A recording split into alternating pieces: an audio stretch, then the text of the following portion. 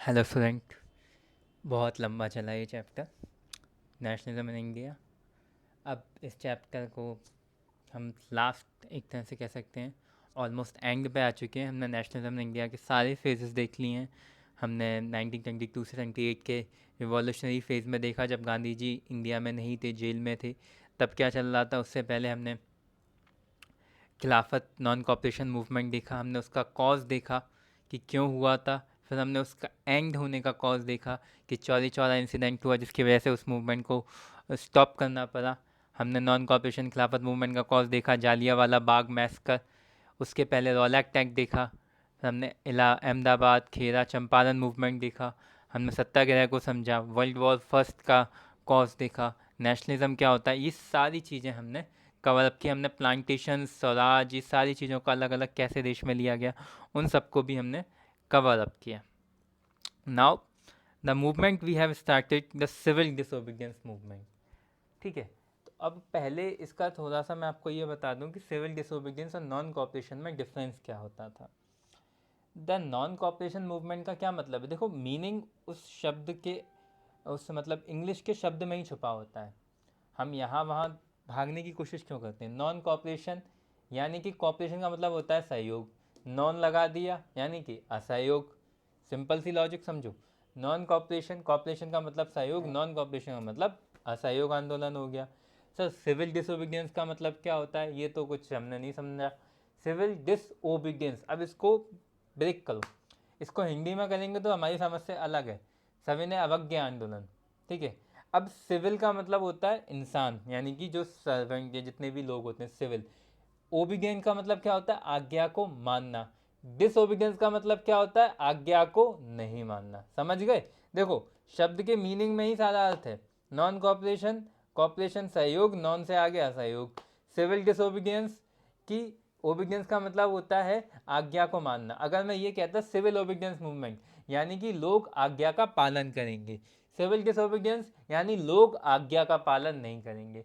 कौन सी आज्ञा का पालन नहीं करेंगे सर, आज्ञा वो जो आपने अंग्रेजों ने नियम बनाए थे, समझे, जो अंग्रेजों के नियम थे। नॉन कॉपरेशन में क्या था कि हम आपकी दी हुई वस्तुओं का उपयोग नहीं करेंगे, यानी कि जो बाहर से आ रही वस्तुएं हैं हम उनका उपयोग नहीं करा करेंगे। सिविल डिसोबीडियंस में क्या था कि आपके द्वारा बनाए गए जो नियम है हम उनको नहीं मानेंगे। समझ गए, ये था आपका डिफरेंस नॉन कॉपरेशन और सिविल डिसओबीडियंस मूवमेंट का। अब देखते हैं, in February 1922 Mahatma Gandhi decided to withdraw the non cooperation movement was was becoming violent in many places. Satyagraha needed to be properly trained before they would go ready for mass struggle.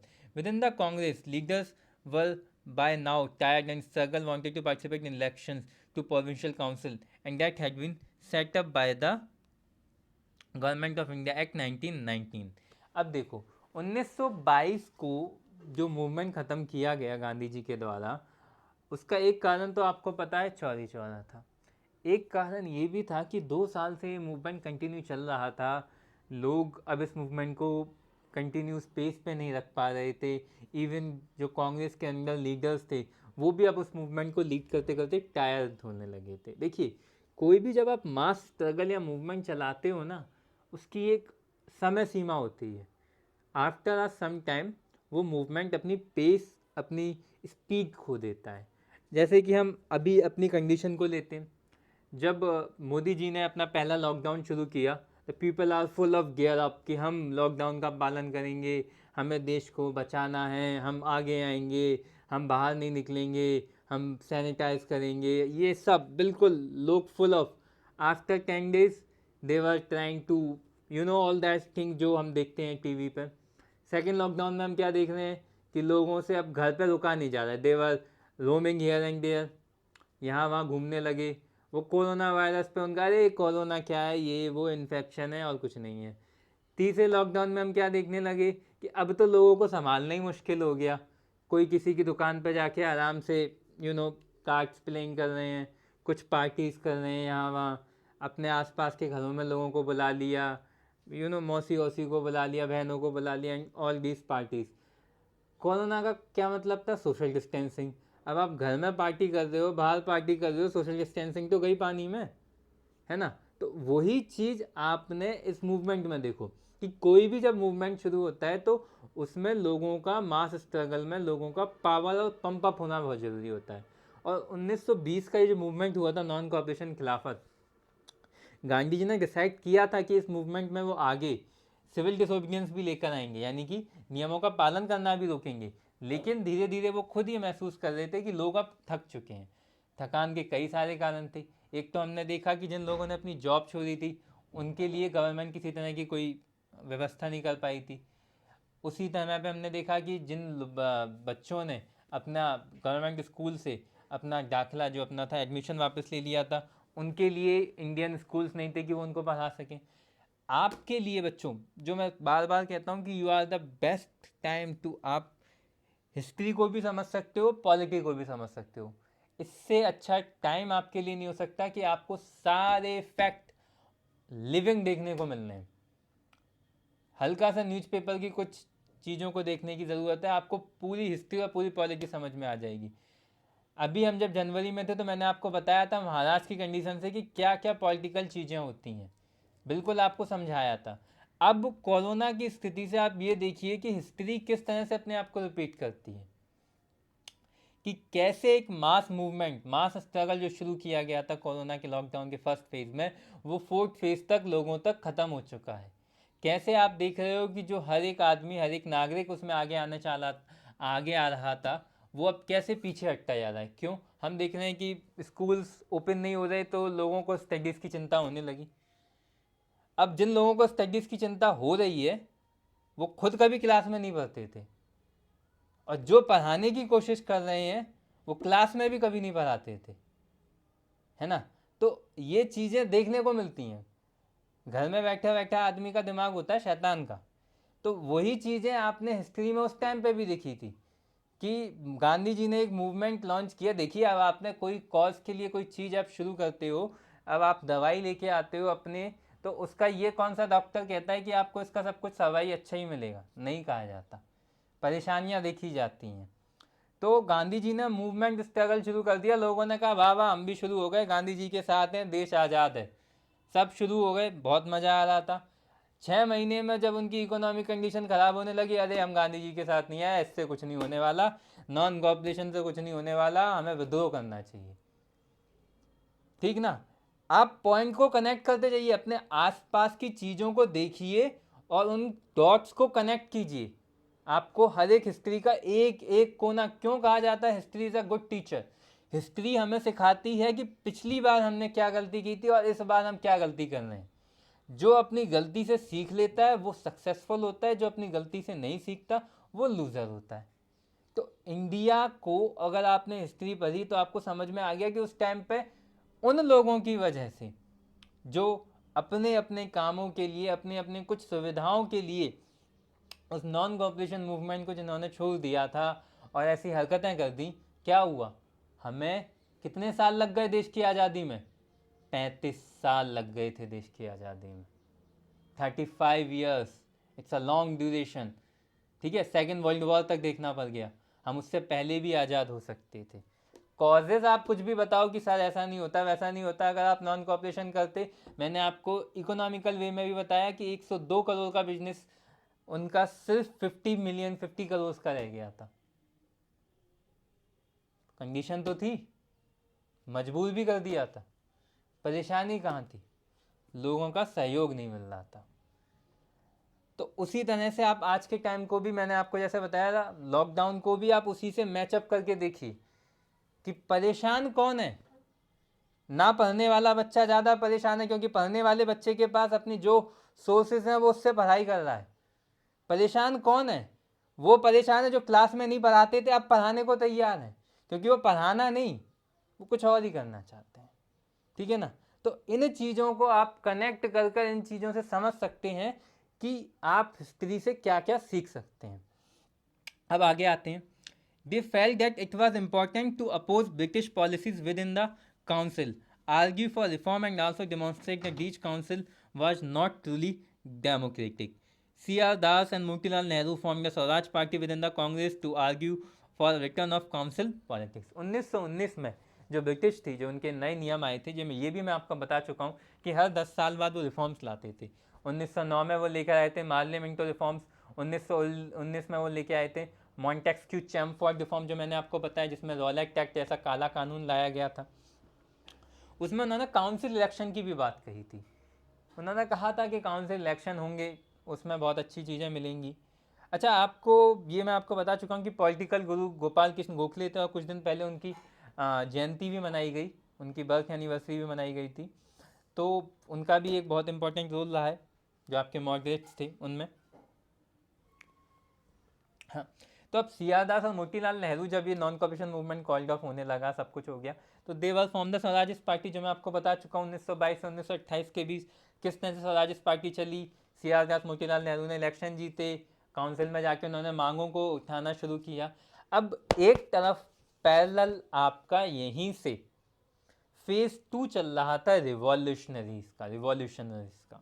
Revolutionary sir कौन से होते हैं? क्रांतिकारी, विद्रोही, आतंकवादी। Britishers ने इनको terrorism की संज्ञा दी थी। अब आज मैं आपको हल्का सा इतिहास के उस अछूए पहलू को छूने की कोशिश करवाऊंगा, जिनसे हम अभी तक अभिज्ञ हैं, अभिन्न हैं, लोगों को पता नहीं है।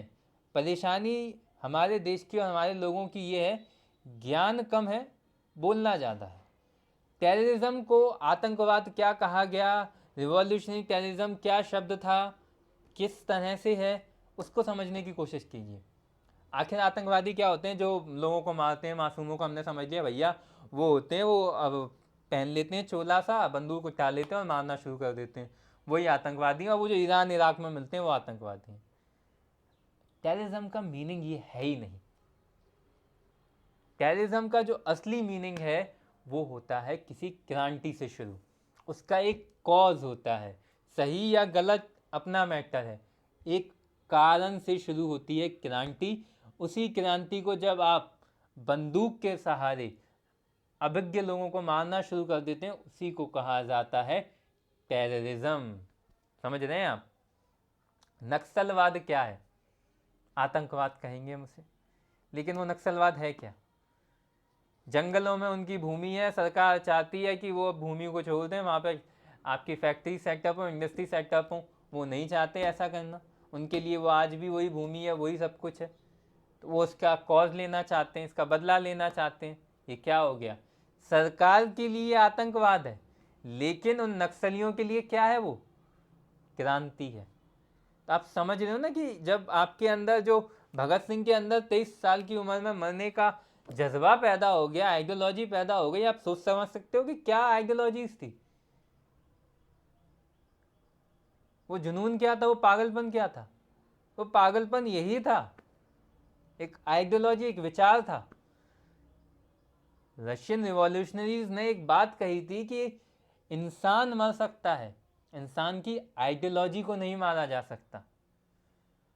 अगर आप एक आइडियोलॉजी बना के चले जाएं तो सालों तक उस चीज पर कार्य हो सकता है, क्योंकि इंसान आएगा, इंसान जाएगा, विचार आएंगे, विचार नहीं जाएंगे। विचार अगर बन गए, सब कुछ सही हो गया। तो फेज 2 में जो चलना था, वो हम इन्हीं लोगों के बारे में बात करने वाले हैं कि इतिहास में कभी, हमें दुर्भाग्य है कि हमें कभी भगत सिंह, सुखदेव, राजगुरु और चंद्रशेखर आज़ाद की किताबें या इनके बारे में इतिहास में बताया ही नहीं जाता। हमें बता दिया गया गांधी बापू थे, ठीक है, बापू थे, बापू इज अ जीनियस पर्सन, लेकिन इनका भी तो कुछ योगदान था। ये तो है ना कि इन्होंने बस ऐसी जान दे दी, इनको हम सिर्फ पिक्चरों में देखेंगे। थोड़ा सा इन्हें भी जानने का मौका मिलना चाहिए। ज़्यादा नहीं जानेंगे हम भी, हमारे पास भी सिलेबस बहुत है, ज़्यादा अब जानना मानने का किस्सा थोड़ा कम रखेंगे, ठीक है। तो अब सिर्फ इतना बताऊंगा कि मेरे रिवॉल्यूशनरीज का टाइम चल रहा था। अब रिवॉल्यूशनरीज का जो टाइम था, आज पेन भी यूज करना कम कर दिया, आज थोड़ा क्लास वाले माहौल में आ गया मैं, तो उसी में चला गया मैं। चलिए, तो रिवॉल्यूशनरीज का ये टाइम चल रहा है। रिवॉल्यूशनरीज फेज़ 2 कहेंगे, फेज़ 1 आपकी किताब में नहीं दिया गया, उसके बारे में हम बात भी नहीं करेंगे अब, ठीक है। रिवॉल्यूशनरी फेज़ 2 चल रहा था, तो यहाँ पर आपका कम्युनिस्ट पार्टी भी बनी, हिंदुस्तान रिपब्लिक एसोसिएशन भी बना 1924 में कानपुर में। अब इसमें कौन कौन था? राम प्रसाद बिस्मिल जी थे, सचिन सान्याल जी थे, जगदीश चंद्र चैटर्जी थे। अब आधे से ज़्यादा बच्चों आपको ये नहीं पता होगा कि राम प्रसाद बिस्मिल कौन थे, जबकि हर 15 अगस्त को हम उन्हीं का गाना गाते हैं और हर बार उनके गाने से एक मजबूती आ जाती है। राम प्रसाद बिस्मिल ही वो थे जिन्होंने वो गाना लिखा था, वो गीत की चंद लाइनें लिखी थी, सरफरोशी की तमन्ना अब हमारे दिल में है, देखना है जोर कितना बाजुए कातिल में।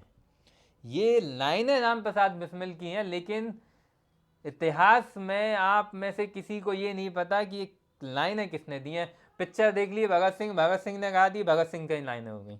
ये राम प्रसाद बिस्मिल की हैं, जो फर्स्ट क्रांतिकारी, फर्स्ट रिवॉल्यूशनरी फेज के क्रांतिकारी थे। इनका जो मानना था ये था कि हमें जो देश को आज़ादी मिलेगी वो बंदूक से ही मिलेगी साहब। गांधी जी के तरीके से इन्हें विश्वास खत्म हो चुका था, क्योंकि गांधी जी ने मूवमेंट अपना कॉल्ड ऑफ कर दिया था, तो उसके कारण वो बिल्कुल ख़त्म हो चुकी थी फीलिंग्स। इसी के तहत आपने एक बहुत प्रसिद्ध घटना रंग दे बसंती मूवी में देखी थी, काकोरी कांड, सुना भी होगा आपने, काकोरी रॉबरी। एक ट्रेन को लूट लेते हैं, ब्रिटिशर्स की ट्रेन को, पूरी की पूरी ट्रेन लूट ली जाती है। कैसे किया जाता है? अब ये ब्रिटिशर्स के लिए कौन थे? एक बात बताओ, ट्रेन लूट रहे हैं तो ब्रिटिशर्स तो कहेंगे नहीं ये बहुत बढ़िया आदमी है। ब्रिटिशर्स क्या कहेगा इनको कि ये आतंकवादी हैं, ये तो ट्रेन लूट लाठी का काम कर रहे हैं। सरकार के पॉइंट ऑफ व्यू से देखेंगे तो यही दिखेगा। तो ये काकोरी रॉबरी करवाई थी, इसको लीड किया था राम प्रसाद बिस्मिल जी ने। इन्होंने क्या किया, जो काकोरी, जो लखनऊ के पास एक जगह है, वहाँ पर जाकर एक ट्रेन को, जो वहाँ के बीच में, स्टेशन के बीच में ट्रेन की पटरी पर लाल झंडा दिखाया, ड्राइवर को रोका और पूरी की पूरी ट्रेन लूट ली। अब इनका क्या कहना था उस ट्रेन के बारे में कि माल तो हमारे देश का है, हम अपने देश को ही बांटेंगे, तुम्हारे पास क्यों जाने दें। ठीक, तो उसमें फिर आपका ये काकोरी कांड हुआ। इसके बाद ये लोगों को काफ़ी ज़्यादा पुलिस ने सख्ती की और पकड़ने की कोशिश की गई। अब 1928 में 4 साल जब ये सब, क्योंकि ये फर्स्ट रिवॉल्यूशनरी फेज के थे, एक नया हिंदुस्तान सोशलिस्ट रिपब्लिक एसोसिएशन बनता है वहाँ पर, जिसका नाम पिछली साल इस गवर्नमेंट ने बदलकर, एक ऐतिहासिक नाम था उसका, इतिहास में नाम है फिरोज शाह कोटला, उसका नाम बदलकर, क्या नाम था अपने प्राइम जो फाइनेंस मिनिस्टर था उनके नाम पर कर दिया गया। अच्छे आदमी थे वो भी, वित्त मंत्री, हाँ, अरुण जेटली स्टेडियम कर दिया गया उसका नाम। वहाँ पर फिरोज शाह कोटला जो मैदान है, सितंबर 1928 में इसको दोबारा बनाया गया और इसका नाम रखा गया, जो पहले हिंदुस्तान रिपब्लिक एसोसिएशन कानपुर में बनाई गई थी उसको दोबारा फॉर्मेशन किया गया, उसका नाम रखा गया हिंदुस्तान सोशलिस्ट रिपब्लिक एसोसिएशन। अब ये जो थी, ये आपकी लीडरशिप में थी सोशलिज्म एज ए एसोसिएशन। ये समाजवाद में बहुत विश्वास रखते थे। अब ये समाजवाद क्या है सर? आपको पता है इंडिया में क्या है? आपने कभी रशिया में किसी अमीर आदमी का नाम सुना है कि वो बहुत अमीर है? नहीं सुना होगा। अमेरिका में बहुत सुना होगा। जानते हैं क्यों? अमेरिका कैपिटलिज्म यानी पूंजीवाद की थ्योरी पर काम करता है। जो पैसा लगाएगा वो पैसा खाएगा, वो पैसे का मजा भी लेगा। रशिया चलता है समाजवाद पर। समाजवाद का मतलब ये कि हर आदमी खाएगा, हर आदमी को हक होगा। और हमारा देश is a mixture, a combination of gases, chemistry का पॉइंट है ये, ठीक है ना। तो क्या है कि हम थोड़ा पूंजी भी लेंगे, थोड़ा समाज भी लेंगे, मिला देंगे, ये भारत बना देंगे। यही हमारा भारत है, ठीक है ना। तो उस समय सोशलिज्म पर काम चल रहा था, यानी कि समाजवाद। तो भगत सिंह, सुखदेव, भगवती चंद्र वोरा, राजगुरु, चंद्रशेखर आज़ाद, इन सब ने मिलकर आपका हिंदुस्तान सोशलिस्ट रिपब्लिक एसोसिएशन बनाया था। 2 मूवीज़ को जरूर देखना आज अगर मौका मिले तो। मौका क्या मिले, तुम कर क्या रहे हो घर पर? रंग दे बसंती देखो एक, और एक उसके बाद देखना the legend of Bhagat Singh. आप देखना वो क्या कहते हैं, क्या नाम है उनका, अजय देवगन वाली। अच्छी है। इससे आपको जो मैं कहानियाँ सुना रहा हूँ इनको डॉटों को कनेक्ट कर पाओगे, इतिहास दिमाग में बनेगा, पिक्चर बन जाएगी सारी। अब पिक्चर बन जाएगी तो इतिहास ख़त्म। ठीक है। तो जो आपका ये हिंदुस्तान सोशल रिपब्लिक एसोसिएशन बनता है, इसमें भगत सिंह, सुखदेव, भगत सिंह वोरा, चंद्रशेखर, राजगुरु, ये सब लोग मिलते हैं। अब ये लोग भी अपना चला रहे थे, अपना हल्का फुल्का रिवॉल्यूशन चल रहा था इनका, सोशलिज्म पर सब चीज़ें चल रही थी। अब एक घटना जो होती है जिसके कारण भगत सिंह, सुखदेव, राजगुरु जेल जाते हैं, वो था आपकी सॉन्डर्स की हत्या करना। क्या थी वो हत्या, क्या था वो घटनाक्रम, थोड़ा समझते हैं। इसको लाहौर कॉन्स्पिरेसी केस भी कहा जाता है। सॉन्डर्स का मर्डर जिसको कहा गया 1928 दिसंबर में हुआ। अब आखिर बात ये आई, सर ये मतलब ठीक है, इससे पहले ये बन गया था सितंबर में, ये क्या आते ही गोलीबारी शुरू कर दी? नहीं, गोलीबारी शुरू नहीं की। अब इसका बैकग्राउंड मैं आपको कहानी आगे बताऊंगा, पहले जरा साइमन कमीशन को देख लेते हैं किताब से। तो साइमन कमीशन, ये किताब आपको नहीं मिलेगी, स्लाइड्स हैं ये, ठीक, तो इसको देख लेते हैं, बढ़िया स्लाइड्स हैं, शेयर कर दूंगा मैं आपको स्कूल जब ओपन होंगे, क्योंकि एनसीईआरटी तो ठीक है जो है। Against this background the new Tory government and British constitution a statutory commission under sir John Simon set up to response, sir John Simon को अंडरलाइन कर लो, set up to response to the nationalist movement. The commission was to look into the functioning of constitutional system in India and suggest changes. The problem was that the commission did not have a single Indian member, they were all Britishers. अब देखो भाई समस्या क्या थी, 1919 में जो नियम बनाए गए थे ब्रिटिशर्स के द्वारा, उसमें कुछ उनको लगा कि कुछ बदलाव किया जा सकता है, कुछ चेंजेस किए जाते हैं, तो उन्होंने एक कमीशन भेजा कि जाइए देखिए जो हमने नियम बनाए इसमें कुछ चेंजेस की ज़रूरत है। तो सर जॉन साइमन के अंदर वो कमीशन को भेजा गया। सर जॉन साइमन जो थे वो उसके अध्यक्ष थे। अब इसका विरोध क्यों किया? सर ये तो अच्छी बात है, वो अपने नियमों में कुछ बदलाव चाहते हैं तो बहुत अच्छी बात है। बेटा ये विरोध और ये बदलाव तो सही था, इसका विरोध इसलिए हुआ क्योंकि इसमें कोई भी इंडियन नहीं था। आप इंडियंस की परेशानियों को हल करना चाहते हैं, भारतीयों से नहीं पूछोगे तो आपको तो कोई परेशानी थी ही नहीं, आप इलाज किसका करने आए हो? ब्रिटिशर्स की परेशानियों का। इंडियंस के लिए रिफॉर्म करना चाहते हो तो इंडियंस को तो रखो। इस बात का विरोध हुआ, साइमन गो बैक, गो गो साइमन के नारे लगाए गए, काले झंडे दिखाए गए। When the Simon Commission arrived in India in 1928, it was greeted with slogan Simon go back Simon. All parties including the Congress of the and the Muslim League participated in demonstration in an effort to win them over. The Viceroy Lord Dulwin announced in October 1920 a wag of the dominant status. ठीक है, ये आगे की बात है dominant status की, इससे पहले की घटना सुन लेते हैं। साइमन गो बैक के नारे लगाए जा रहे थे, तो एक प्रोटेस्ट चल रहा था। 28 अक्टूबर 1928 की बात है। बाल गंगाधर तिलक मैं आपको बता चुका हूँ, 1 अगस्त 1920 को ही उनका देहांत हो चुका था। लाल बाल पाल में अब सिर्फ आपके लाल बहादुर शास्त्री, सॉरी लाला लाजपत राय बचे हुए थे, नॉट लाल बहादुर शास्त्री, मैं गलत ले गया, sorry for that, he is the second prime minister of India, I am so sorry for that information. तो लाला लाजपत राय जो थे वो प्रोटेस्ट को लीड कर रहे थे एंड साइमन गो बैक के नारे लगा रहे थे। तो 28 अक्टूबर 1928 को सॉन्डर्स ने क्या किया कि लाला लाजपत राय के ऊपर अपने गार्ड से वो डंडा जो होता है, वो एक स्टिक लेके, वुडन स्टिक होती है, उसको उससे छीना और लाला लाजपत राय जी के सर पर दे मारा। If you see that film, you have seen that scene, कितनी बुरी तरह से वो किया गया था। सॉन्डर्स और भगत सिंह वहाँ ऊपर से सब देख रहे हैं, he was seen all that phenomena was going that, and Lala ji was, मैंने आपको बताया एक्सट्रीमिस्ट थे तो काफ़ी कनेक्टेड थे। तो जब लाला जी को ये मारते हुए देखते हैं, और 17 November 1928 when Lala ji was died, तो भगत सिंह ने डिसाइड कर लिया कि अब तो सॉन्डर्स को मारना है, अब तो इसका बदला लेना है, एक बार तो इस चीज़ का बदला लिया जाएगा। ठीक है, पूरी प्लानिंग की गई कि भगत सिंह राजगुरु जाएंगे और सॉन्डर्स जब अपने वहाँ से बाहर निकलेगा तो उसकी हत्या की जाएगी। और वो एक कार में निकलेगा तो उस कार में उसको बीच में रोक के मार दिया जाएगा। ये प्लानिंग थी, पूरी प्लानिंग थी। आप फिल्म में देखेंगे तो आपको बहुत अच्छे से समझ में भी आएगी। तो प्लानिंग ये थी।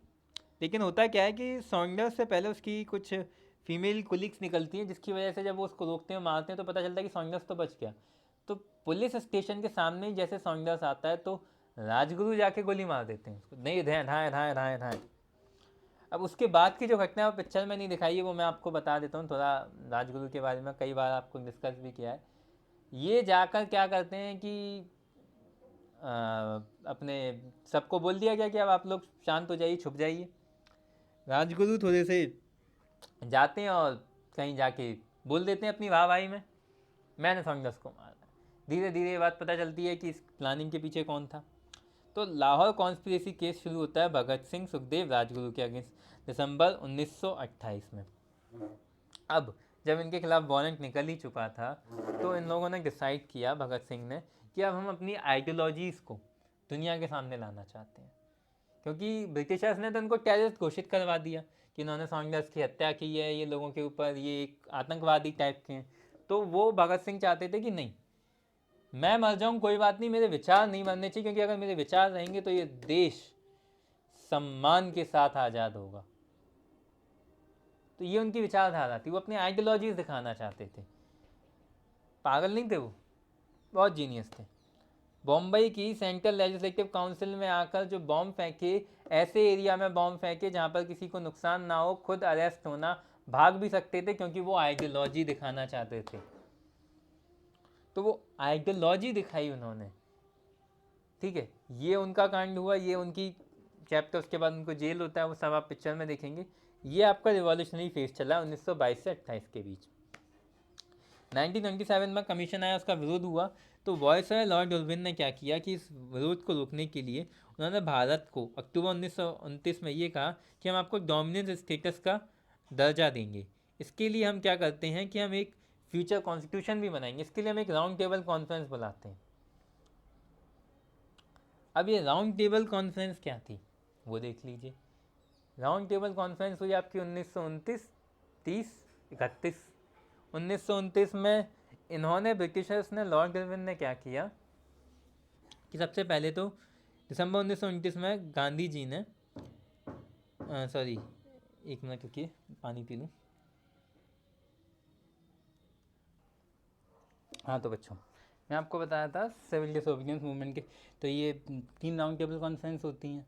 तो पहली राउंड टेबल कॉन्फ्रेंस में तो कांग्रेस की तरफ से कोई जाता नहीं है। दूसरी राउंड टेबल कॉन्फ्रेंस में भी। अब इसमें क्यों नहीं जाते? क्योंकि जो डिमांड्स थी गांधी जी की, उनको पूरा नहीं माना था लॉर्ड इरविन ने। और इसके अलावा वो कॉम्युनिज्म कर रहे थे, यानी कि उन्होंने दलितों के लिए जो वो बनाए थे उनको रखा था डॉक्टर भीमराव अम्बेडकर को आगे। उसके अलावा उन्होंने जो मुस्लिम लीग को भी बुलाया था। तो गांधी जी उनकी ये चाल समझ चुके थे कि वो अब भारत को डिवाइड करना चाहते हैं, क्योंकि हिंदू मुस्लिम में तो डिवाइड कर ही चुके थे ना, वो दलितों के तहत और डिवाइड करना चाहते हैं। तो गांधी जी फर्स्ट और सेकेंड राउंड टेबल कॉन्फ्रेंस में नहीं गए थे, ठीक है। In December 1929 under the presidency of Jawaharlal Nehru, the Lahore Congress formalize the demand of Purna Swaraj और full independence for India. It was declare that 26 January 1930 would be celebrated as the independence day. देखो ये line को अच्छे से अंडरलाइन करके रखिए। In December 1929 under the presidency of Jawaharlal Nehru, the Lahore conspiracy emerge the demanded of Purna Swaraj. दिसंबर 1929 के दिन जवाहरलाल नेहरू ने यह अनाउंस किया कि अब भारत को डोमिनियन स्टेटस नहीं, पूर्ण स्वराज चाहिए, यानी कि पूर्ण रूप से आज़ादी। और इसीलिए उन्होंने कहा कि जो उन्होंने 26 जनवरी 1930 को डिक्लेयर किया कि इसको हम इंडिपेंडेंस डे के रूप में सेलिब्रेट करेंगे for complete independence. But the celebration attracted very little attention, so Mahatma Gandhi had to find a way to relate his abstract idea of freedom to more concentrate state of everyday life. लेकिन जो जवाहरलाल नेहरू ने शुरू किया था ये उतनी attention gain नहीं कर पाया जितनी चाहते थे। तो महात्मा गांधी ने इसके तहत एक और आइडिया निकाला। The idea was salt march. Mahatma Gandhi found in a salt a powerful symbol that could unite the nation. On 31st January 1930, he sent a letter to Viceroy Irwin stating 11 demands. Some of these were of general interest, others were specific demands of different classes, from industrialists to peasants. The idea was to make the demand wide-ranging so that all classes within Indian society could identify with them and brought everyone could be brought कहाँ गई everyone could be brought together in a united campaign. The most stirring of all was the demand to abolish the salt tax. Salt was something consumed by the rich and the poor alike. It was one of the most essential items of food. The tax on salt and the government monopoly over. Mahatma Gandhi ने इसके तहत एक नया मार्ग निकाला कि हम लोगों को दोबारा मास स्ट्रगल में कैसे शामिल करें. उन्होंने कहा सॉल्ट मार्च के तहत गांधी जी ने लॉर्ड इरविन को 11 डिमांड का एक लेटर भेजा. इसमें कुछ उनकी जनरल डिमांड थी, कुछ स्पेसिफिक डिमांड थी, जिसमें पेरेंट से लेके इंडस्ट्रियलिस्ट हर किसी को लेकर डिमांड थी. इसमें सिर्फ एक ही डिमांड नहीं थी जो उस समय एक तरह से एक कह सकते हैं कि विवाद बनी, कंफ्लिक्ट बनी कि महात्मा गांधी ने कभी भगत सिंह, सुखदेव, राजगुरु की फांसी माफ़ करवाने के लिए लेटर में कुछ क्यों नहीं लिखा. ठीक है, तो अभी आया उन्होंने डिमांड्स लिखी. अब इस डिमांड्स को माना जाए नहीं माना जाए इसके तहत अलग चीज़ थी. गांधी जी ने इसको यूनाइट करने के लिए लोगों को एक नया मार्ग निकाला. उन्होंने कहा नमक. अब एक बात सोचो, नमक के ऊपर कोई आंदोलन शुरू कर सकता है? Only person can do this the Bapu.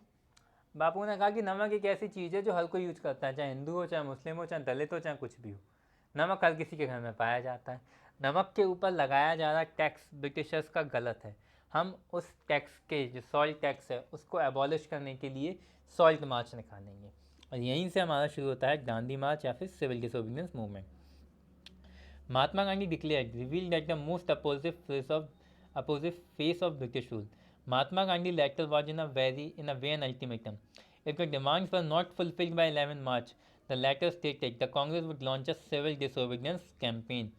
Irwin was unwilling to negotiate, so Mahatma Gandhi started his famous Salt March accompanied by 78 of his trusted volunteers.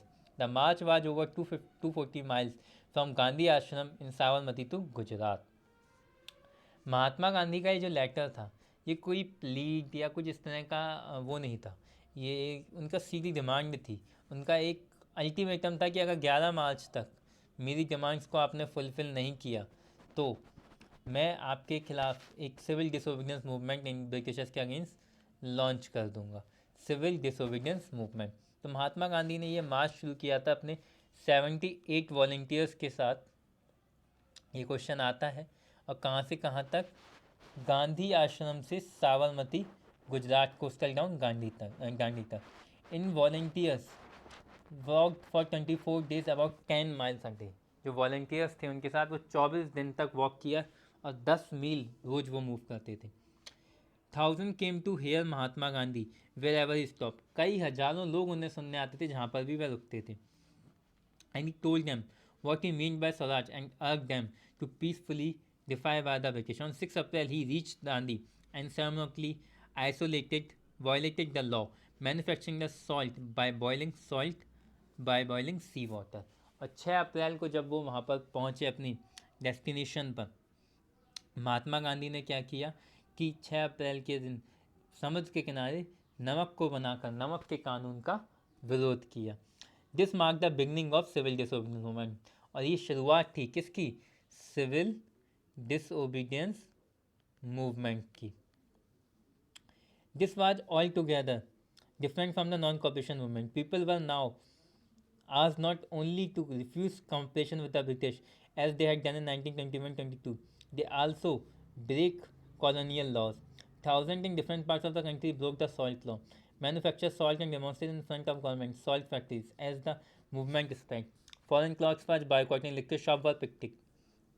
Peasants refused to pay revenue and chowkidar taxes. Villages officials resigned, and in many places, forest people violated forest law, giving into reserved forest to collect wood and graze cattle. कहने का मतलब ये कि अब civil disobedience movement यानी कि हम आपके कानूनों का पालन नहीं करेंगे. जब ये मूवमेंट लॉन्च हुआ, अब इसके तहत क्या होता है? वही पुरानी चीज़ें कि फॉरेन क्लॉथ को बॉयकॉट किया जाता है, लिक्विड शॉप्स यानी शराब की दुकानों को बंद करवाया जाता है, लोग अपने टैक्सेस देना बंद कर दिए थे, उन लोगों ने टैक्सेस पे करने बंद कर दिए और विलेज और चौकीदार टैक्सेस बंद हो गए. और रिजर्व फॉरेस्ट में जो पीजेंट्स थे उन्होंने लोगों का मतलब कि चीज़ों का उपयोग करना शुरू कर दिया. अब इसके आगे का जो वीडियो बनता है वो हम आपकी अगली क्लास में देखेंगे। आगे हम इस वीडियो में जो आगे की क्लास में हम देखेंगे राउंड टेबल कॉन्फ्रेंस, ब्रिटिशर्स का रिस्पॉन्स, और फिर सॉल्ट मार्च को किस में बंद किया गया और फिर कैसे ये मूवमेंट आपका ख़त्म होता है, इसका क्या असर होता है, वो सारी चीज़ें। और आई थिंक आपके 2-3 वीडियो में ये चैप्टर ख़त्म हो जाएगा। और एक जो लास्ट वीडियो होगा, मैं सारी क्लासेस को या तो मर्ज करके एक वीडियो डलवा दूँगी, जिससे कि आप एक ही बार में सारा रिवीजन कर सकें।